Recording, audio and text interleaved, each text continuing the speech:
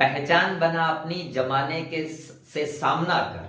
पहचान बना अपनी जमाने से सामना कर, शिद्दत से मेहनत कर, फिर काहे का डर। नमस्कार दोस्तों, एक बार फिर से स्वागत है आपका हमारे YouTube चैनल टारगेट विद कौशल पर। और अपने कक्षा 10 के छात्रों की बेहद मांग पर मैं आज का ये वीडियो शूट कर रहा हूँ, और जिसमें मुझे पढ़ाना है आज सूरदास जी का जीवन परिचय। तो सूरदास जी का जीवन परिचय शुरू करते हैं। मैंने यहाँ पे कुछ कॉमन चीजें लिख रखी हैं पहले से कि सूरदास जो थे, सूरदास का नाम था सूरदास, ठीक है। अब सूरदास आगरा के पास एक गांव पड़ता है जिसका नाम है रुनकता। क्या नाम है? रुनकता नामक गांव में सन 1478 ईस्वी में सूरदास जी का जन्म हुआ था। आगरा के निकट रुनकता नामक गांव में सन 1478 ईस्वी में महाकवि सूरदास जी का जन्म हुआ था। इनके पिता का नाम पंडित रामदास था। पिता का नाम पंडित रामदास था। ये सारस्वत ब्राह्मण थे। कुछ विद्वानों का मतभेद है कि ये सीही नामक गांव में जन्मे। वैसे ही जिस प्रकार से विद्वानों में इनके जन्म स्थान को लेकर के मतभेद है, वैसे ही एक और मतभेद है कि सूरदास जन्मांध थे या बाद में अंधे हो गए। लेकिन जिस प्रकार से सूरदास जी ने बाल मनोवृत्तियों का सजीव चित्रण किया है, मानव चेष्टाओं का सजीव चित्रण किया है, वैसे कोई जन्मांध व्यक्ति कर ही नहीं सकता है। इसलिए यह कयास लगाया जा रहा है कि संभवतः सूरदास जी बाद में ही अंधे हुए होंगे, ठीक है। तो ये मान्यता है कि सूरदास जी बाद में ही अंधे हुए होंगे, क्योंकि भगवान कृष्ण की बाल लीलाओं का वो मनोरम चित्रण किया है सूरदास जी ने, जिससे 1% भी यह संशय नहीं रह जाता है मन में कि सूरदास जन्मांध रहे होंगे। सूरदास विवाहित थे, शादीशुदा थे, और विरक्त होने से पहले सूरदास अपने परिवार के साथ ही रहते थे। एक बार ये वल्लभाचार्य जी से मिलने के लिए मथुरा में गौ घाट पे पहुंचे। वहां वल्लभाचार्य जी से मिले और वल्लभाचार्य जी को आचार्य वल्लभाचार्य जी से मिल करके सूरदास जी ने अपना स्वरचित एक पद सुना दिया उनको। आप लोग मेरी कहानी सुनते जाइएगा जो मैं बता रहा हूं। सूरदास जी ने वल्लभाचार्य जी को स्वरचित एक पद सुना दिया, और उस पद को सुनकर वल्लभाचार्य ने तुरंत ही सूरदास को अपना शिष्य स्वीकार कर लिया। सूरदास को क्या मान लिया? अपना शिष्य मान लिया। फिर सूरदास की काव्य प्रतिभा देख करके, काव्य रचना की चेष्टा देख करके और इनकी भक्ति भावना को देख करके सूरदास जी को वहीं श्रीनाथ जी के मंदिर में भजन का प्रभार सौंप दिया गया। ये वहीं श्रीनाथ जी के मंदिर में भजन की जिम्मेदारी निभाने लग गए। फिर क्या था? सूरदास जी का निवास स्थान अब श्रीनाथ जी का मंदिर हो गया। बताना चाहूंगा, अष्टछाप कवियों का एक संगठन बनाया गया, एक समूह बनाया गया, जिसे अष्टछाप कवि, जिसमें 8 श्रेष्ठ कवियों को रखा गया था, जो वल्लभाचार्य के पुत्र विठलनाथ ने बनाया। उसमें सर्वश्रेष्ठ कवि सूरदास जी थे।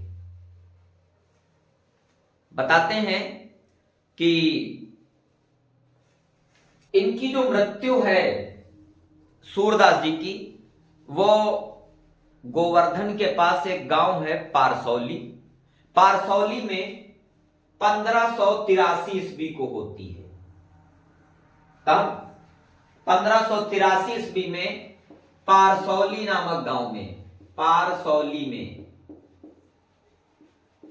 पारसौली नामक गांव में 1583 ईस्वी में होती है।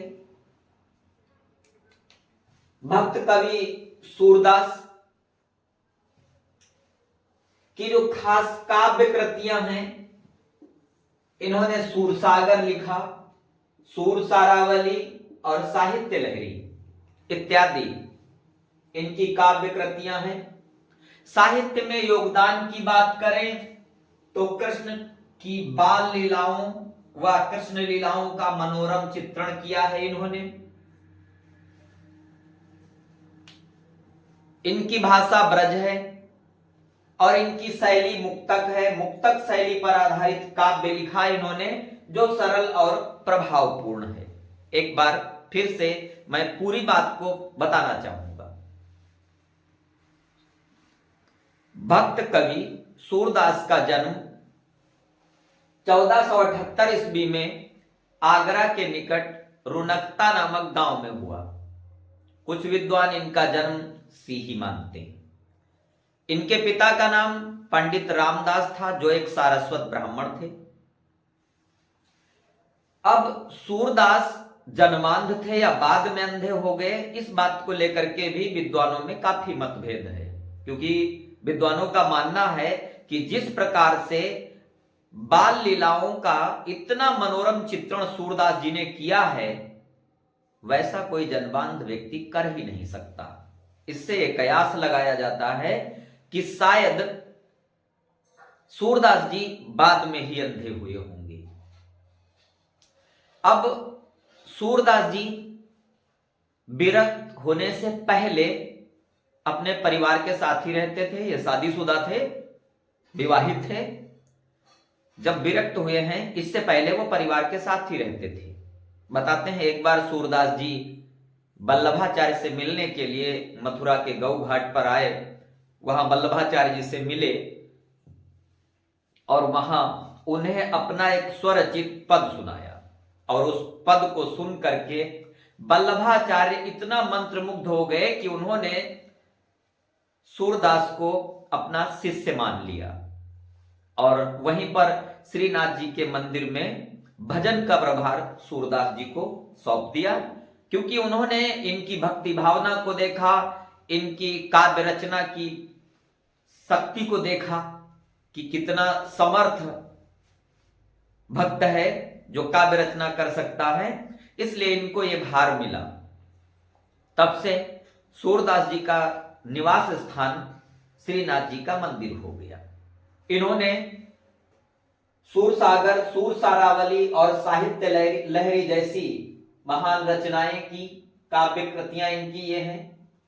साहित्य में इनका योगदान है कि इन्होंने कृष्ण की बाल लीलाओं का और कृष्ण लीलाओं का मनोरम चित्रण किया है। इनकी मृत्यु गोवर्धन के पास एक गांव है पारसौली, वहां 1583 ईस्वी में हो जाती है। वल्लभाचार्य के पुत्र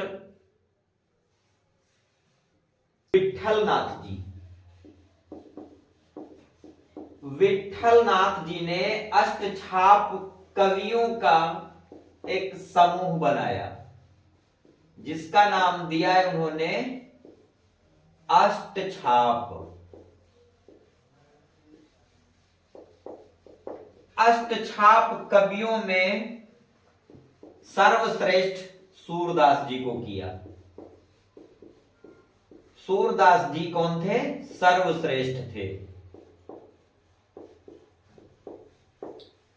अष्टछाप कवियों में सर्वश्रेष्ठ कवि महाकवि सूरदास।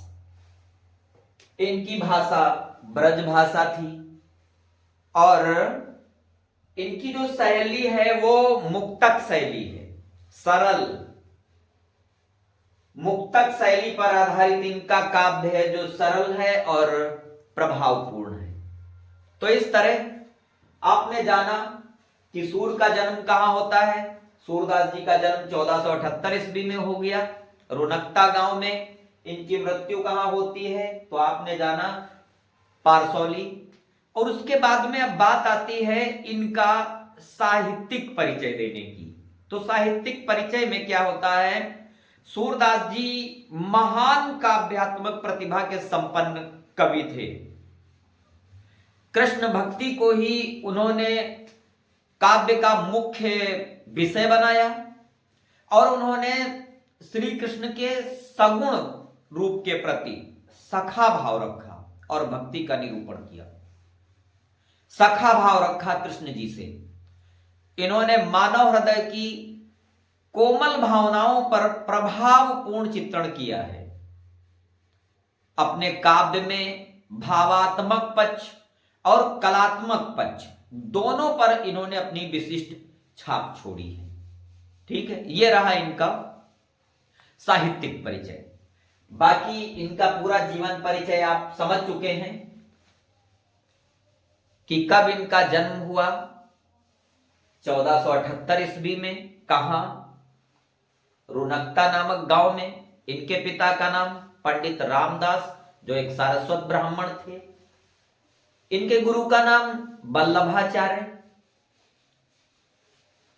और वल्लभाचार्य से मिलने के पहले ये दीनता के पद गाया करते थे, लेकिन जब वल्लभाचार्य के संपर्क में आए तब से ये भगवान कृष्ण की भक्ति के गीत गाने लग गए थे। और यह भी ध्यान रहे कि ये विवाहित थे। विरक्त होने से पहले ये अपने परिवार के साथ ही रहते थे। बताते हैं कि मथुरा में एक बार इनकी मुलाकात तुलसीदास जी से होती है। और तुलसीदास जब इनसे मिलते हैं तो इनसे मिल करके वो इतना प्रभावित हो जाते हैं कि उन्होंने तुलसीदास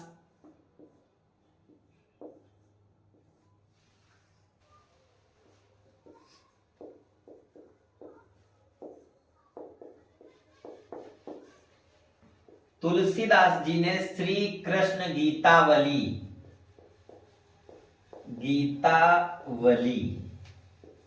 की रचना कर दी थी, है ना। इतना समर्थ संत, इतना महान कवि सूरदास जी से मिलकर तुलसीदास जी इतना भाव विभोर हो गए, इतना मंत्रमुग्ध हो गए कि उन्होंने श्री कृष्ण गीतावली की रचना कर दी। तो आशा करता हूं कि आपकी समझ में आया होगा। वीडियो बहुत बड़ी हो रही है, एक बार फिर से इसे कहानी सुन लीजिए, स्टेप बाय स्टेप समझते चले जाइए। सूरदास जी का जन्म आगरा के निकट रुनकता नामक गांव में 1478 ईस्वी में पंडित रामदास के घर पे हुआ था। रामदास एक सारस्वत ब्राह्मण थे। कुछ विद्वान इनका जन्म स्थान सीही मानते हैं। वैसे ही इनके जन्मांध होने पर भी संदेह है, विद्वानों में मतभेद है कि ये जन्मांध थे या बाद में अंधे हो गए। लेकिन जिस तरह से सूरदास जी ने बाल मनोवृत्तियों का इतना सजीव चित्रण किया है, उसको देख करके नहीं लगता है कि ये कहीं पहले से जन्मांध रहे होंगे। कयास लगाया जाता है, अनुमान लगाया जाता है कि ये संभवतः बाद में ही अंधे हुए होंगे, है ना। विरक्त होने से पहले ये परिवार के साथ रहते थे और सूरदास जी का विवाह भी हुआ था। एक बार ये मथुरा में गौ घाट पर मिलने के लिए जाते हैं वल्लभाचार्य जी से, और वल्लभाचार्य जी से मिलकर उनको अपना एक स्वरचित पद सुना देते हैं। फिर क्या होता है, वल्लभाचार्य इतना मंत्रमुग्ध हो जाते हैं कि वो इन्हें अपना शिष्य मान लेते हैं। और इतना ही नहीं, इनकी काव्य प्रतिभा को देख करके वो पहचान जाते हैं कि ये हीरा है और उस हीरे को उसका स्थान मिलना चाहिए, और इसलिए श्रीनाथ जी के मंदिर में सूरदास जी को भजन का प्रभार दे दिया जाता है। अब क्या है, उनका वही स्थान उनका निवास स्थान हो जाता है। आचार्य वल्लभाचार्य के पुत्र विठलनाथ ने अष्टछाप कवियों का एक समूह बनाया। उसमें सर्वश्रेष्ठ कवि, भक्त कवि सूरदास को रखा गया था। बताते हैं एक बार सूरदास की मुलाकात तुलसीदास जी से होती है।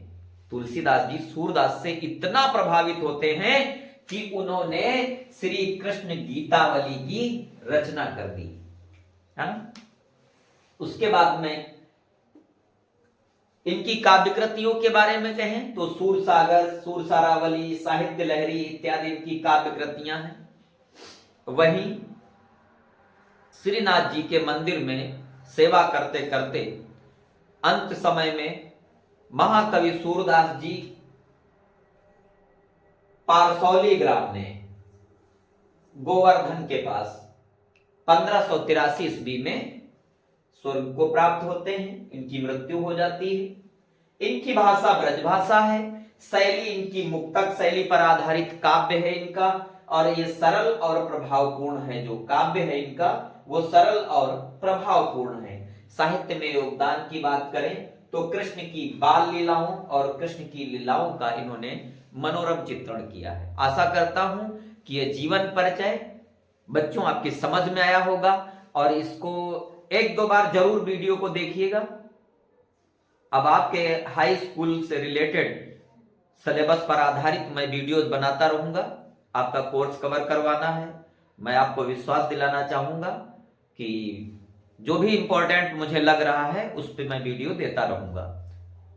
तो आज के लिए इतना ही, मिलते हैं फिर नई वीडियो में। तब तक के लिए नमस्कार। अगर आप मेरे चैनल पे पहली बार आए हैं तो प्लीज चैनल को सब्सक्राइब करें, वीडियोस को लाइक करिए, शेयर करिए, कमेंट करिए, और यदि कोई सुझाव है तो प्लीज अपना सुझाव कमेंट बॉक्स में बताएं। और हाँ, बेल आइकन को जरूर दबाइए ताकि मेरी हर वीडियो सबसे पहले पहुंचे आपके पास। नमस्कार।